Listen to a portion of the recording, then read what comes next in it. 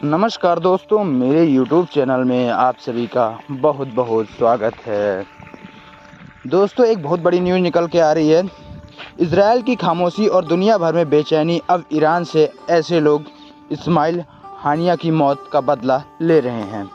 दरअसल दोस्तों, इसका हम सुनते हैं इजराइल की खामोशी और दुनिया भर की बेचैनी जो है, तो आइए सुनते हैं।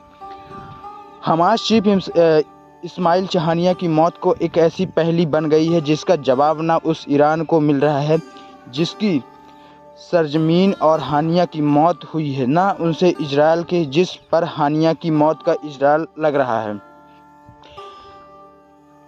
ऐसे पहली बार हुआ है जब इजराइल अपने किसी भी बड़े दुश्मन की मौत के बाद खामोश है। हमास के राजनीतिक प्रोकस्ट में प्रमुख इस्माइल हानिया की मौत 6 दिन के बाद भी इजराइल इस कांड की जिम्मेदारी लेने से बच रहा है। वहीं दूसरी तरफ ईरान हानिया की मौत के लिए इजराइल की जिम्मेदार ठहरा रहा, तो लेकिन वो दुनिया को ये बताने में अभी तक नाकाम रहा। आखिर हानिया की मौत हुई कैसे? अब पूरी दुनिया की निगाहों में ईरान पर लगी है कि वह कहीं बदला तो लेने के लिए इजराइल पर अटैक न कर दे। अगर ऐसा हुआ तो जंग तय है। हानिया की मौत पर इजराइल की खामोशी। हमास चीफ इस्माइल हानिया की मौत एक ऐसी पहेली में बन गई है जिसका जवाब ना उस ईरान को मिल रहा है जिसकी सरजमीन और हानिया की मौत हुई है, और ना उस इजराइल में इस हानिया की मौत का इलाज लग रहा है। ईरान हानिया की मौत के लिए सीधे सीधे इजराइल के जिम्मेदारियों ये तो ठहरा, पर ये नहीं बता पा रहा है कि हानिया की मौत कैसे हुई। उधर अपने हर दुश्मन की मौत की जिम्मेदारी लेने वाला इजराइल और उसकी खुफिया एजेंसी मोसाद हमास के सबसे टॉप लीडर की मौत के बावजूद पिछले 6 दिनों में खामोश रहा है। अपने सबसे बड़े दुश्मन की मौत की जिम्मेदारी लेने से इजराइल बच रहा है। ऐसे इसमें पहले कभी नहीं हुआ था, और इस चीज़ में हानिया की मौत और मौत के तरीके बेहद पेचीदा बना दिया है। आयतुल्ला खुमैनी की धमकी से अमेरिका अलर्ट, लेकिन इसके बावजूद हानिया की मौत ने एक बार फिर से खाड़ी को खोला दिया है। ईरान के सुप्रीम लीडर आयतुल्ला खुमैनी की बदला लेने की धमकी के बाद पूरे इलाके में अमेरिका ने अपनी जंगी जहाज़ों को तैनात कर दिया है। हालात इतने ज़्यादा तनाव वाले बन चुके हैं कि फ़िलहाल पूरी दुनिया की नज़र में ईरान की तरफ से अगर ईरान में इजराइल पर हमला बोला दिया तो दुनिया एक और जंग की तरफ धकेल दी जाएगी। लेकिन इस जंग में शुरुआत से पहले ईरान अपने अंदर से दुश्मनों को पहचान कर उनसे हिसाब करना चाहता है। ईरान की सारी जांच एजेंसियों में हाल के वक्त के सबसे बड़ी जांच में जुटी हुई है।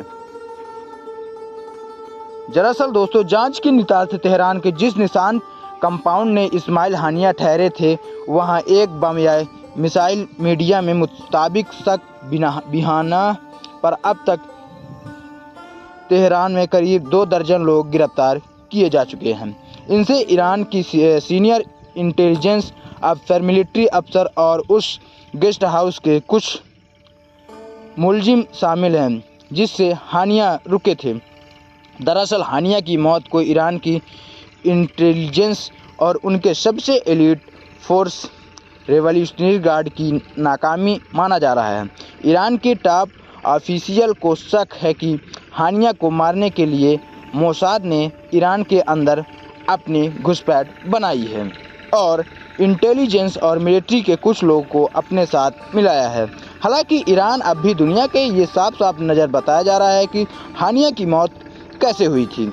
हानिया की मौत को लेकर के दुनिया के तमाम सामने थ्योरी में रखी गई है।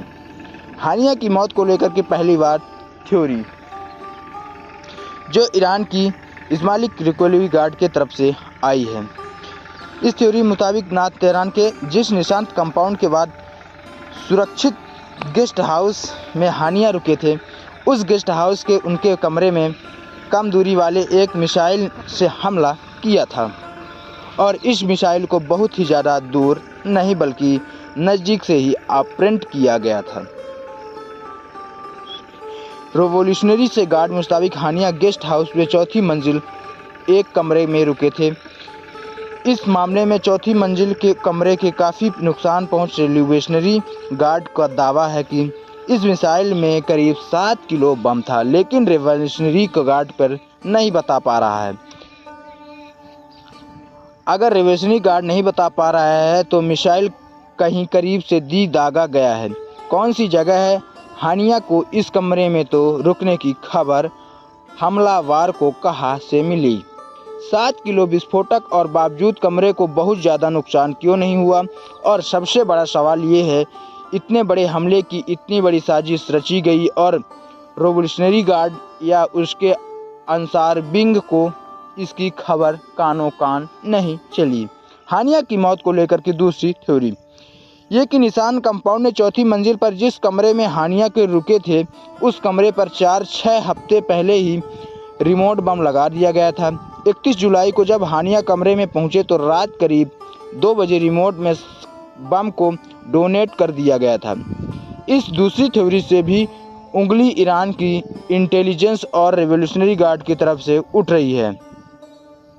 बाहरी रची गई साजिश, अंदर मामला। यानी इन तमाम जानकारी के मुताबिक हानिया की मौत साजिश भले ही ईरान को सरहद से बाहर रची गई हो, लेकिन साजिश को अमली जामा ईरान के अंदर मौजूद लोगों ने ही पहचान गया है। और ये यही लोग हो सकते हैं जिनकी इंटेलिजेंस कुद्रस फोर्स या फिर रेवोल्यूशनरी गार्ड के साथ साथ निशान कंपाउंड तक पूरी बैठक हो।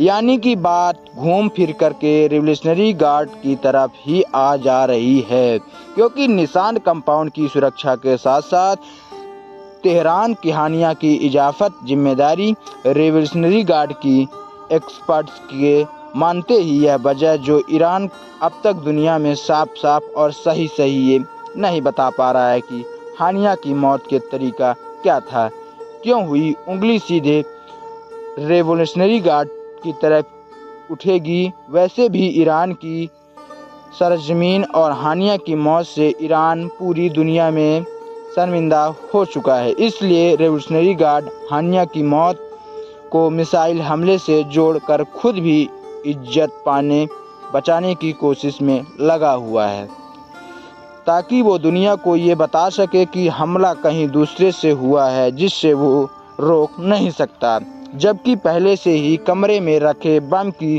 थ्योरी उसको कहीं ज़्यादा फजीत होगी। तो दोस्तों, वीडियो कैसी लगी? अगर वीडियो आप सभी लोग को पसंद आएगी दोस्तों तो एक लाइक ज़रूर करना, क्योंकि अपना मित्र बहुत ही मेहनत से आप लोग के लिए इतनी खास वीडियो बना रहा है। धन्यवाद दोस्तों। वीडियो को एक लाइक और चैनल को सब्सक्राइब और बेल आइकन की घंटी दबाना